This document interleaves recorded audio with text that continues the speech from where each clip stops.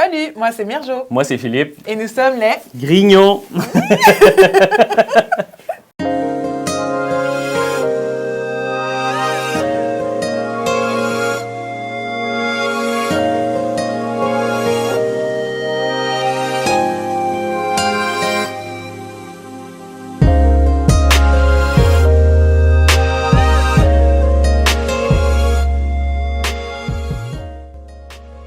Allô?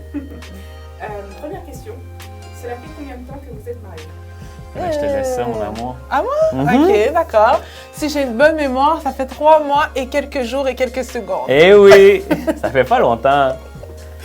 Mais... On est mariés depuis le 11 octobre 2020, Eh oui, dans la COVID.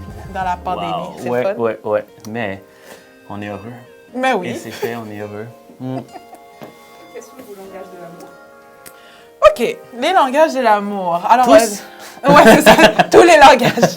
Non, mais justement, on s'en parlait, puis on a eu le temps de s'analyser au cours des derniers mois et des dernières années qu'on se connaît aussi. Et moi, je te dirais que pour ma part, je pense que c'est les services rendus. Parce que quand tu es fatigué, tu as fait le souper, puis tu as juste envie de te relaxer, puis que ton mari te dit « Ah, je vais faire la vaisselle », c'est comme « Ah, it gets you, you know ». Ça prend pas grand-chose. Et toi, mon amour, c'était quoi? Ben, c'est ça aussi. Pour vrai, c'est quelque chose que j'étais pas nécessairement habitué de recevoir dans la vie et que là, quand j'arrive à la maison et le souper est fait, je peux m'asseoir, je relaxe, et tout est parfait, je suis juste comme wow. OK, ça c'est extraordinaire. Ouais. Ça c'est... Est-ce que tu dirais que c'est ton premier langage de l'amour? J'aime bien le toucher, Ah, j'aime c'est bien ça que je ouais, ça j'aime ça. Ouais. Donc des fois, il y a comme possibilité aussi de faire en même temps. Donc il peut y avoir un moment, tu sais, les moments passés ensemble, puis il peut y avoir avec ça, ben le toucher, ou il peut y avoir des services qui sont faits en même temps. Donc, les cadeaux, c'est ça. les compliments. Je pense que c'est bon de tout mélanger. Ouais, mais moi, mon top 1, c'est les services rendus. Ouais. Puis pour toi, ce serait... Ouais, je pense que c'est plutôt Ça aussi? les services rendus, oui, mais aussi, je pense, le toucher. J'ai de la misère à choisir. Les deux. Ouais, les deux. Bon, alors j'ai une question pour vous. Comment est-ce que vous avez su l'un et l'autre que vous étiez le bon ou la bonne pour l'un et l'autre? Savoir si c'est le bon, si c'est la bonne. Ça a été, disons, toute une aventure. Oh hein? oui. Je pense qu'à la base, ça a été beaucoup une complicité qui a été assez étonnante, une amitié qui s'est basée sur la communication beaucoup et Vraiment. qui, avec le temps, s'est développée en une relation amoureuse. Et comment savoir à un moment où si ça a vraiment été le bon? Pour moi, ça a été une grosse période de questionnement parce que je suis une personne qui ne veut pas s'embarquer dans quelque chose rapidement. Je dois vraiment communiquer avec Dieu, savoir qu'est-ce que Dieu en pense. Puis à plusieurs reprises, je demandais à Dieu, puis à chaque fois, il me confirmait, mais je doutais, puis j'étais comme, je veux un autre signe, puis je doutais, puis ça recommençait. Mais à un moment donné, Dieu m'a appris que tu dois arrêter de douter, puis qu'il t'a déjà donné la réponse, alors tu y vas, quoi. Alors c'est comme ça que j'ai su qu'il était le bon. Ah, merci Seigneur. Non, ça a été pareil parce qu'on l'a vécu ensemble, puis c'est un peu notre curiosité de Dieu qui a fait qu'on ait commencé à se parler, puis qu'on a commencé à discuter ensemble, et c'est un peu ça qui a fait naître notre amitié en premier. Puis Myrjo, c'est la personne avec qui j'avais envie toujours d'être, de me confier, de discuter, de parler avec elle, de passer tous les moments possibles. Donc ça a été ça. Et à travers ces années-là, avant notre mariage, ça a été vraiment des expériences avec Dieu, de prière, de savoir quelle est la volonté de Dieu sur notre couple. Et ça a été maintes et maintes fois quelque chose qui m'a rapproché de Dieu, me rapproché de Myrjo, puis qui nous a fait rapprocher ensemble jusqu'au mariage. Et mine de rien, une des premières conversations qu'on a eues, c'est que Philippe m'a demandé pourquoi est-ce qu'une fille chrétienne ne sortirait pas avec un non-chrétien? Eh bien... J'étais comme,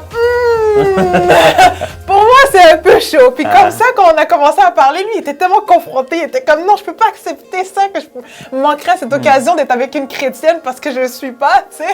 Ouais, c'était une de mes questions principale parce que je pouvais pas comprendre encore. Non, c'est ça. Mais tu sais, à travers ça, il a découvert la foi, puis à travers notre amitié, ça s'est développé en autre chose bien plus tard. Mais puis ça serait probablement un long témoignage d'expliquer un peu tout ce qui s'est passé de mois en mois et tout ça. Ouais, donc, mais ça, c'est pour eux notre une autre vidéo. Ok, so,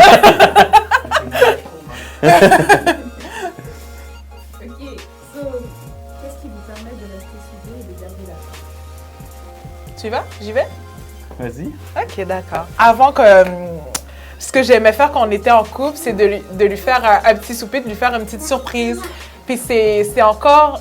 Ça reste encore dans notre relation de mariés, c'est que des fois, je vais lui faire croire que j'ai rien préparé pour souper, je suis trop fatiguée. Puis quand il arrive, boum, il y a toute la table, les chandelles, puis tout ça, puis il est tout surpris, là. Puis je pense que garder ça, ça donne encore ce sentiment d'amour qu'on avait en premier lieu, puis c'est important de garder ça, ouais. Absolument. Moi, je pense que encore plus, peut-être un petit peu plus sérieusement, pour garder la flamme, il faut faire quelque chose. Il faut juste pas être égoïste. Si on pense à soi toujours, on pense aux émotions, aux difficultés qu'on a eues, que chaque moment de notre vie est comme centré sur nous-mêmes, bien à ce moment-là, c'est certain qu'on ne peut pas garder la flamme parce que c'est l'inverse qu'il faut faire. Et c'est particulier à dire, mais c'est peut-être cliché ou classique, mais tu sais, 1 Corinthiens 13, versets 4, 5, si on est capable d'appliquer ça à chaque moment dans notre couple, que ça soit Myrjo envers moi ou moi envers elle, c'est la gage du succès. C'est simple comme ça. C'est pas toujours facile de le faire, mais c'est vraiment, vraiment, ça paie à tous les prix. Tout à fait. Je pense qu'en donnant de l'amour à l'autre et de voir à quel point ça lui fait plaisir, ça te fait plaisir aussi. Et on a un plaisir à se faire plaisir, en fait. C'est simplement ça. Exactement. Et ça, il ne faut pas que ça arrête. Et c'est à chaque fois, si jamais on sent que ça diminue, bien, c'est encore une fois de regarder à ça et de se dire, regarde, c'est ce qu'on remet en premier et puis ça repart. Exactement. Ouais. Comment Dieu influence-t-il votre relation? Ben, moi, je pense que c'est très simple. C'est de constamment ne pas prendre notre relation pour acquis.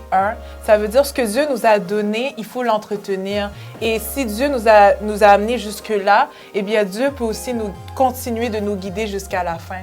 Et je pense que c'est de constamment prier, oui, remercier Dieu pour quand ça va bien, mais de continuer à prier pour qu'on puisse les deux ensemble affronter les épreuves qu'on a à vivre, puis de constamment s'appuyer sur Dieu et de ne pas se dire, oh, on est dans notre lune de miel, ça va bien, on n'a pas besoin de Dieu, on est correct. C'est pas quand ça va mal qu'on va dire, OK, Dieu, j'ai besoin de toi, tu comprends? Il faut vraiment le faire quotidiennement, avoir cette routine-là avec Dieu. Puis après ça, tu vas voir que ça va aller comme... Exactement. Ça va glisser. Je pense que Myrjo a vraiment bien résumé la chose. Je pense que c'est simplement ça. Il faut jamais perdre le désir de rechercher Dieu dans notre vie, de chercher sa volonté pour nous, pour notre couple, dans nos projets et de garder comme point central pour que les fruits qu'on va donner, ce sont des fruits qui sont comme Dieu les aimerait. Donc voilà. Merci pour ce témoignage. Merci. Mais là, je sais pas là.